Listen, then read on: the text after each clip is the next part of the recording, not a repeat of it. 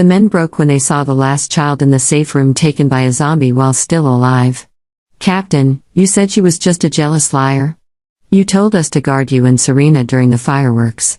So why is my month-old son gone?" Jason's face turned deathly pale. I felt my heart twisting painfully. In my past life, during the zombie attack, my husband Jason took all the guards to watch fireworks with his childhood sweetheart, Serena. I screamed myself hoarse calling them back and managed to save everyone. But angry about missing the show, Serena stormed out alone and was overwhelmed by the zombies. After defeating the horde, Jason cradled what little remained of her. That silence lasted until the day I gave birth. Then he restrained me, blaming me for Serena's fate. He forced me to watch the zombies outside, using my healing ability against me in a cycle of torment. "You venomous woman," he had snarled. "You cost her everything, so your suffering will be worse."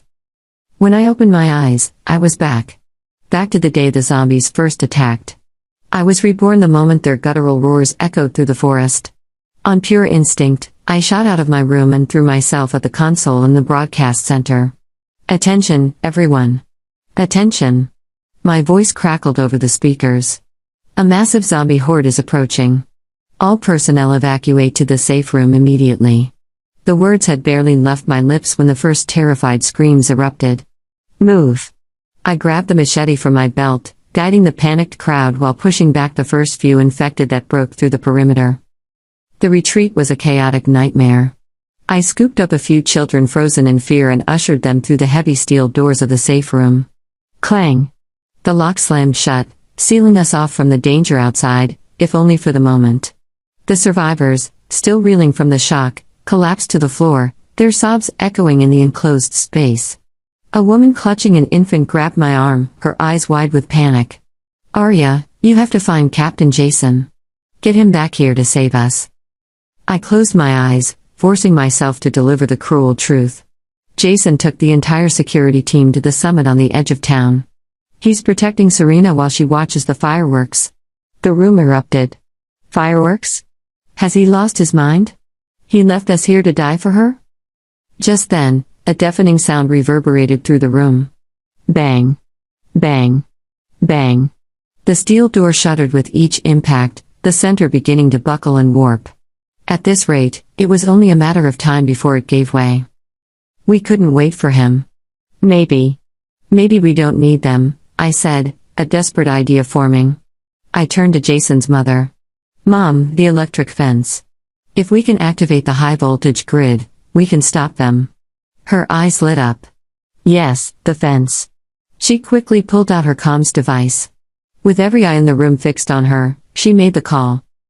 A moment later, Jason's voice came through, laced with annoyance. "Mom, what is it? I'm a little busy right now." His mother swallowed her rage, her words coming in a rush. "Jason, the base is under attack. A whole horde. The safe room won't hold for much longer. You have to activate the perimeter fence now." The air grew thick with tension. "Are you kidding me?" He scoffed. "The power is being diverted to the summit lights. I can't spare a single watt. Do you want to ruin the mood for Serena's birthday?" He actually laughed, a cold, dismissive sound. "Is Arya whispering nonsense in your ear again? She's that jealous? I'm just watching fireworks with Serena. Does she really have to fake emergencies just to drag me back?" His mother trembled with fury. "You foolish, stubborn boy. Do you have any idea?" The line went dead. A dead silence fell over the room, thick with despair. "It's over," someone whispered. "We're really going to die here." I stared at the dented door, my heart clenching. Could it be that even with a second chance, I couldn't change anything? In that suffocating silence, his mother looked at me, her eyes hardening with resolve. "I trained that security team myself," she declared. "There's a service path up the back of the mountain. I'll go to them. They won't disobey a direct order from me. I'll bring them back." A flicker of hope ignited in my chest. Without another word, she slipped out a side maintenance hatch. "Wait for me," was all she said before disappearing into the darkness. An hour later, a jagged hole was torn in the main door. A skeletal hand pushed through the opening, reaching for the infant in the woman's arms. The baby's cry cut off as the mother collapsed, her face empty with shock. As despair washed over us, a figure stumbled back through the hatch. It was his mother. "Is the team back?" everyone asked at once. She was covered in blood. "Quick, block the breach." I rushed to support her. Her voice was a ragged whisper. "That stubborn son of mine. He barricaded every path. He set up defenses to make sure no one could interrupt her precious birthday." A chill crept up my spine and I stumbled backward. Jason had been so determined to stay away that he had blocked his own mother. "No. We can't give up." I looked around at the terrified faces. "If we can't get our own team, we'll call for outside help." I scrambled to the emergency comms, frantically cycling through the frequencies of nearby outposts. I finally got a response and quickly explained our situation, begging for aid. There was a long pause. "I'm sorry," the voice finally said. "We can't send help. An hour ago, we received a priority communication from Captain Jason. He warned us someone at your base might be making a false distress call. His direct order was to disregard any request for aid from your location tonight. He had gone this far to protect Serena's birthday party. He had proactively severed every lifeline, calculated every possibility, and sealed our tomb." His mother's face went white. "This is Jason's mother. I'm begging you, ma'am." The voice interrupted, still cold. The captain was very specific. He said we should especially disregard any orders coming from you. He stated that unless you came to our gates in person, no assistance would be dispatched. The line went dead again. In person, a journey of dozens of miles through a sea of zombies. It was a suicide mission. The breach in the door was temporarily patched, but we all knew it was a flimsy fix. I put my arm around his mother. "Mom, I'll go with you." I glanced at the fresh pool of blood on the floor, my voice hard as steel. "Everyone here is counting on us. If we stay, we die. If we go, there's a chance." She looked at me with a deep, searching gaze, then finally nodded. We moved through the darkness, me supporting her as best I could. She had lost her left arm to a zombie, the wound still bleeding. "Just over this ridge. We're almost there," she gasped. From halfway up the mountain, we could see the distant lights of the neighboring outpost. Hope surged through us. Then the world exploded. A military-grade flare detonated right in front of us. The shockwave threw us violently through the air. Dazed, I looked up toward the summit and saw him. Jason, with his arm around Serena. His mocking voice boomed across the valley through loudspeakers. "Arya. I knew it. When pretending to be the victim didn't work, you switched to brute force. You just can't stand Serena having one peaceful birthday, can you?" The explosions intensified, a deadly rain of light and fire. "Mom, you have to tell him it's you," I screamed. His mother gathered her remaining strength and shouted toward the summit. "Jason." For a moment, there was silence. Then Jason's laughter, louder and more unhinged than before, echoed down the mountain. The distance was too great. He could only see our silhouettes. "Arya, you really will do anything to ruin this for her, won't you?" he shouted. "First you get my mother to lie for you on the phone, and now you've hired an actress, an amputee, no less. Did you really think I'd fall for that?" His mother trembled with rage. "It is me, you fool. It's your mother. Can't you even recognize my voice?" For a split second, I saw doubt flicker on Jason's face, but Serena tugged on his sleeve, her voice trembling with staged hurt. "Jason, maybe we should cancel my birthday. We can go back. It's okay. I'm used to it." That was all it took. Jason's face hardened. "Keep firing," he commanded. More shells rained down, completely cutting off our path. "There's no time," his mother said, gripping my shoulder. "I'll draw their fire. You have to go. You have to get help back to them." She shoved me away. "They're all waiting for you." She stumbled toward the summit. I scrambled after her, grabbing her remaining arm. "No. They don't recognize you. They'll hit you again." Jason's cold voice echoed from the peak. "Arya, if you're so determined to ruin the night, then fine, have it your way." He shouldered a launcher. The next second, a massive flare shot toward me.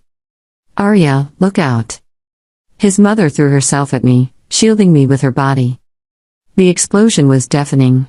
Dust and heat washed over us. When I opened my eyes, she lay still, her body limp. The injury had been fatal. A tight, soundless scream clawed its way out of my chest. "Mom!" Serena's delicate voice floated down from the speakers. "Arya, you should probably move her someplace safe. Otherwise the zombies might detect the scent of blood." Several guards had witnessed everything, their faces wavering. A young guard leaned toward his friend. She didn't look like she was faking it. What if something really happened at the base? His friend scoffed. "Are you crazy? The captain would know if something was wrong. She's just jealous of Serena again." But the young guard persisted. "What if our families are down there?" A squad leader stepped in, his voice sharp. "The captain wouldn't risk our lives." End of discussion. A moment later, I was dragged up to the summit. My body was a mess of cuts and bruises. Serena approached, her face a perfect mask of concern. "Oh, Arya, you're hurt so badly. Here, let me help." She reached out to touch me. "Don't touch me," I growled, slapping her hand away. "Arya!" Jason roared. "Serena is trying to be kind, and this is how you repay her?" He stomped on my hand. "It seems you never learn without consequences." Pain shot through me, blinding and fierce. I curled into a ball, but my suffering meant nothing to me. The people in the safe room, they were still trapped. "Jason," I said, forcing myself to meet his eyes. "The safe room is about to fall. Every minute you waste here, more people are lost. Don't you hear them? Don't you hear the zombies at the walls?" Serena burst into tears. "Jason, I'm sorry. It's all my fault. I shouldn't have had a birthday. I shouldn't even exist." He pulled her into his arms, glaring at me. "How long will you keep this act up, Arya? The base has the best defenses on the coast. How could it possibly?" I cut him off, my voice hollow. "All of your elite guards are here protecting you. And her. All the power for the electric fence has been rerouted for your light show. Jason, you are going to regret this." Several guards exchanged uneasy glances. "Captain, maybe. Maybe we should check," the young guard suggested. An older guard scoffed. "You must be new. She pulls stunts like this all the time to get at Miss Serena." Another chimed in. "Yeah, remember when she claimed Serena pushed her down the stairs?" Jason's face grew even darker. "Take her. Tie her to that tree and let her think about what she's done." Serena's triumphant smile flickered. I fought with everything I had left. "Jason, if you don't go back now, everyone's families, your family, will be overwhelmed." My only answer was a vicious backhand across the face. "The more you do this, Arya," he hissed, "the more I hate you." Just as they dragged me toward the tree, it happened. The first scream tore through the night like a rip in the sky. Not from the mountain. From below. It wasn't the distant, muffled sound we were used to when the horde pressed against the outer fence. It was close. Too close. A man's voice, raw with terror, erupted through one of the guards' comm units. "They're inside. The safe room," they broke through, his words dissolved into a wet gurgle, swallowed by a chorus of shrieks. Everyone froze. The guard holding my arms stiffened, eyes snapping to the radio clipped to his vest. Static crackled, then more voices crashed over one another. "They're in the corridor. Fall back, fall back. The door won't." A high-pitched wail cut through everything else. A child. Then nothing but a roar of feeding.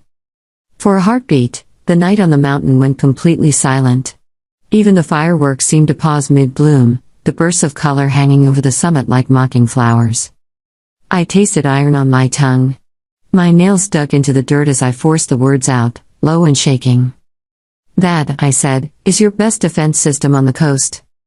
Jason's face went rigid. He spun toward the radio operator. "Check the channel. Someone's messing with the frequency." The young guard who'd questioned him earlier was already fumbling with his comm, fingers trembling. "Sir, that was our base frequency. It's coming from the inner level." Another voice slipped through the static, so faint it was almost a ghost. "Don't open the door, please, my son is still." A wet crunch. A choking sob. The line died. The tree they were about to tie me to suddenly felt miles away.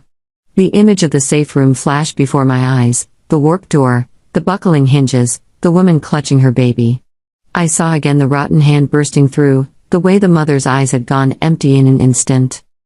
In my last life, I had stood in that same safe room and believed, right up until the moment the metal ripped open, that someone was coming. No one did. On the summit, the guards looked at each other, their bravado leaking out like air from a punctured tire. The older squad leader gritted his teeth. Could be a recording, he muttered. A trick. From who? I rasped. It hurt to speak, my throat was ragged from shouting earlier. From me? How do you think I recorded children you've never met dying in hallways you've walked 100 times? One of the searchlights on the summit swept lazily down toward the valley. It passed over the direction of the base. And caught smoke. A dark, thick column curled upward, twisted into the sky like a blackthorn. Below it, tiny shapes flailed against the perimeter walls. Not guards. Too erratic. Too many. The zombies were climbing. Sir. The young guard's voice had lost all its earlier defiance. Now it was laced with horror. Sir, the outer fence. It's not glowing. The current, there's no current. Of course there wasn't. The power that should have been frying the horde had been redirected here, to paint the sky for Serena. Jason's jaw clenched. The system must have rerouted. Some kind of malfunction. It didn't malfunction, I croaked. You shut it off. You signed the override yourself. His gaze snapped to me, blazing. Shut her up. No one moved. Serena's perfectly manicured hand clutched at his sleeve. Her lips trembled, eyes glistening with tears that somehow never fell. Jason. Maybe something is wrong, she whispered. Maybe we should at least check. If we lose the base, where will we live? It was the first real crack I'd seen in her facade. Not concern for the people dying below. Fear of losing her comfortable life. The squad leader looked between them, then at the smoke. His voice was lower when he spoke this time. Captain. If that fire reaches the fuel depot. He didn't finish. He didn't have to. Jason swallowed, throat bobbing. For a second, my heart stuttered. In my past life, this was the moment he had finally turned around, racing back too late, only to find corpses and ashes. But this Jason, still early in his descent, still drunk on Serena, was not yet the desperate man who would one day chop off my limbs to feed me to the horde. This Jason was still pretending he was right. Fine, he snapped. We send a recon team. 2 men. That's it. I'm not abandoning my post just because Arya staged a little show. My laugh came out more like a cough. Your post? Watching fireworks? His eyes went black. He closed the distance between us in 3 strides, seizing my chin in a bruising grip and forcing me to look up at him. You think you can manipulate me, he hissed. You think if you scream loud enough, if you make my mother cry, if you throw around words like horde and massacre, I'll run back whenever you snap your fingers. Behind him, another scream rose from the valley, this one drawn out and bubbling. You're not that important, Arya. He released my chin with a shove. I fell hard against the base of the tree, bark scraping my cheek.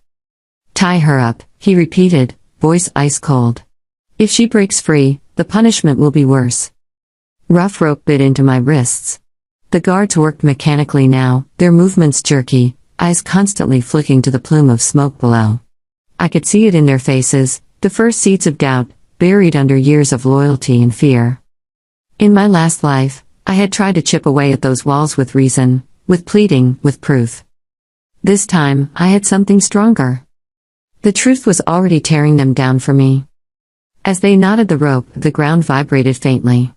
Not from fireworks. A deeper rumble. The kind that traveled up your bones. The horde had hit something heavy. The fuel depot? The main gate? My stomach twisted. Jason. My voice was hoarse but steady. Listen to me. If you go now, you might save a handful. Maybe a dozen. If you stay, none of them make it. Not your subordinates. Not their families. Not the children who worship you. Serena stiffened. For a moment, her mask slipped entirely. Jason, don't, she blurted, panic seeping into her tone. It's my birthday. You promised, you said tonight, nothing would interrupt us. You said you'd prove to me that I mattered more than anything. There it was. Not even subtle. In my past life, I hadn't been here to see that conversation, to see which words she'd used, how she'd twisted the knife. I was here now. Jason's expression twitched. The guard saw it too. The conflict. The boy he'd once been, the captain he'd pretended to be, the selfish lover Serena wanted him to be, all of them wrestling behind his eyes. He chose Squad Alpha with me, he barked. We move halfway down the slope and hold position. If there's a breach, we'll handle it from there. The rest of you stay here and secure the summit. That will be too late, I said quietly. He ignored me. But the tremor in his hands as he loaded his rifle didn't escape me. They left me tied to the tree. The rope cut off the circulation in my hands, pins and needles exploding up my arms. I flexed my fingers, testing the give. The knot was competent but rushed. The guard who tied it kept glancing at the valley. His mind had not been on his work. Good. On the far side of the summit, another explosion lit the sky, not overhead, but from the direction of the base. The fire bloomed brighter, licking at the clouds. Serena took a stumbling step backward, one delicate hand flying to her mouth. Jason, she whispered to his retreating back. Don't leave me. For the first time that night, he didn't answer. He didn't come back to comfort her. He didn't even look. I memorized the flicker of panic in her gaze and tucked it into the cold, dark place in my chest where I was storing all the debts of this life. A shadow shifted near the tree. I turned my head slowly.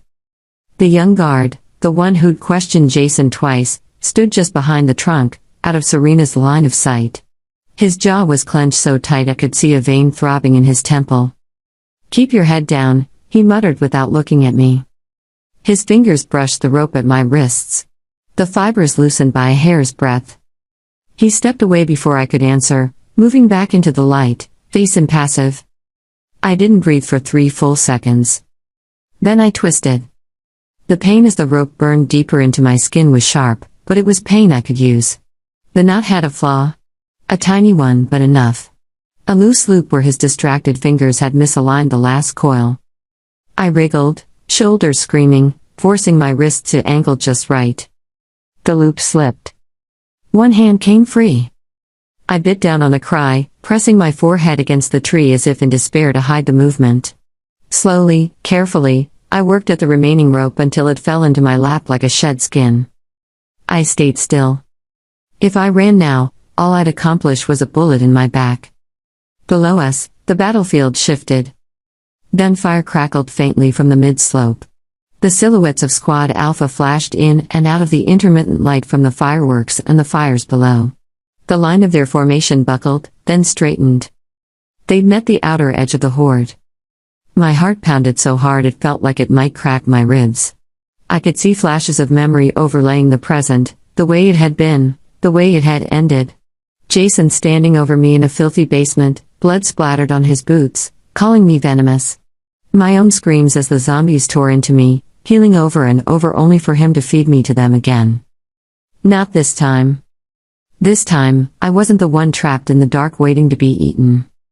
This time, I had seen where he'd placed every piece on the board. A stray gust of wind carried a new sound up the mountain. The siren. The base-wide alarm, late and broken, wailed weakly before choking off.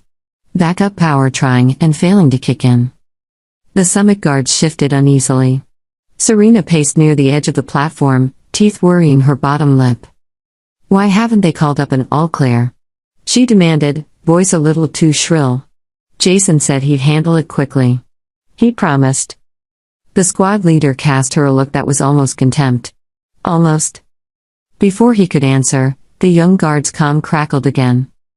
Alpha to summit, the voice was breathless, punctuated by grunts and the wet thuds of impacts. Captain says, break in Sector C, too many, pull back. The line dissolved into static, then a rush of roaring that didn't sound human. Sector C is the inner ring, the young guard whispered. That's right outside the safe room. I swallowed hard. In my mind, I saw the map of the base, the corridors, the numbered sectors, the emergency exits. I saw the blinking lights that had marked the location of every living soul that night. They were winking out. "Stop listening to that," Serena snapped suddenly. Her composure was fraying. "Turn it off. It's just going to upset everyone. Jason will be angry if he finds out you disobeyed." The young guard flinched at her tone, but he didn't move to switch off the comm. Instead, he looked at me. It was brief, barely a heartbeat, but it was enough. He was listening to me now, whether he admitted it or not. I exhaled slowly and rose to my feet, keeping the tree between myself and the bulk of the guards. My legs shook from being pinned awkwardly for so long. One step. Then another. No one shouted. No one grabbed me. They were all staring at the valley. Half the mountain seemed to be burning now. From here, I couldn't distinguish individual screams anymore. They had merged into a single, unending howl. I moved along the shadowed line of trees, staying low, every sense straining. The world narrowed to footfalls, breaths, the distant stutter of machine gun fire. A path I knew well curved away from the main platform, a narrow maintenance trail that circled the summit before descending down the opposite side. We'd used it once during a drill that never mattered in my previous life. Now it was my only way down. My only way back. Back to what, exactly? Ashes and corpses? Maybe. But ashes told stories, if you knew how to listen. Halfway to the trailhead, a voice cut through the night. "Arya." I froze. Serena stood a few meters away, half lit by the dying glow of a fireworks afterimage. At some point, she had moved away from the main group, perhaps to catch her breath. Or perhaps because she didn't want them to see what her face looked like when no one was watching. She didn't look frightened now. She looked curious. "You really are different tonight," she said softly. "Last time you tried to pull something like this, you cried. You begged. You screamed until you were hoarse. But tonight..." Her eyes flicked to my hands, to the limp coil of rope still tangled around one wrist. "You planned," she murmured. "You provoked Jason. You used his mother. You stirred up the guards. You knew exactly which words to say." The hairs on the back of my neck rose. Last time. Did she mean the last time I had accused her? The time she had pushed me down the stairs and everyone had believed her tears? Or did she mean something else? My heart stuttered. "Get out of my way, Serena," I said. "Or the next time you cry, there won't be anyone left willing to comfort you." She smiled. It was a small, secretive thing. Not the bright, innocent curve she wore for Jason.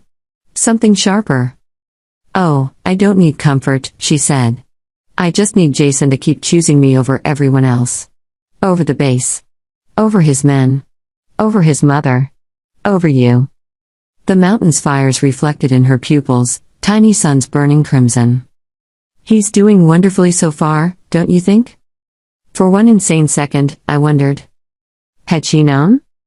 Had she nudged him, whispered in his ear, planted the idea of diverting the power, of isolating our base, of making sure nothing could interfere with her perfect birthday?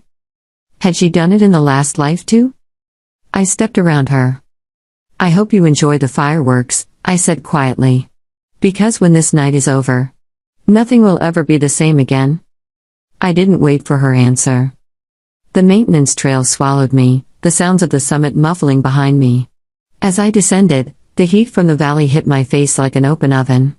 The stench followed, a sickening mix of burning plastic, fuel, and something coppery that made my stomach lurch. Smoke stung my eyes. I pulled my shirt over my mouth and nose. Halfway down, I looked back. From this angle, I could see both the burning base and the summit silhouetted against the sky. Tiny figures moved frantically on the slope where Squad Alpha had engaged the horde. Some were breaking, running uphill. Others were falling and not getting back up. Jason was somewhere in that chaos. In my past life, I had thrown myself into that same chaos for him. I had rallied the remaining guards, rerouted power by hand, stood on the wall until my fingers bled from pulling the trigger. I had saved him. Saved them all. And for that, he had rewarded me with a fate worse than death. This time, I watched. Not because I didn't care about the lives being lost, but because I finally understood something I hadn't before. Jason was not the center of this story. He was not the hero trying his best and failing. He was the catastrophe. And catastrophes didn't get saved. I turned my back on the summit and ran toward the remains of the safe room. The closer I got, the louder the feeding noises became. I skirted the main corridors, cutting through side passages I knew by heart, keeping to the shadows, every sense keyed to survival. The safe room door was gone. Not just bent, obliterated, torn apart from the inside outward. Claw marks gouged the walls. A discarded boot lay in the doorway, its laces soaked dark. Bodies littered the floor, twisted in positions that spoke of desperate struggle. I did not look at their faces. Not yet. I couldn't. Not until I heard it. A whimper. Very small. Very faint. I followed it into the corner of the room where the wall had partially collapsed. A piece of the ceiling had come down, forming a makeshift pocket of space beneath the rubble.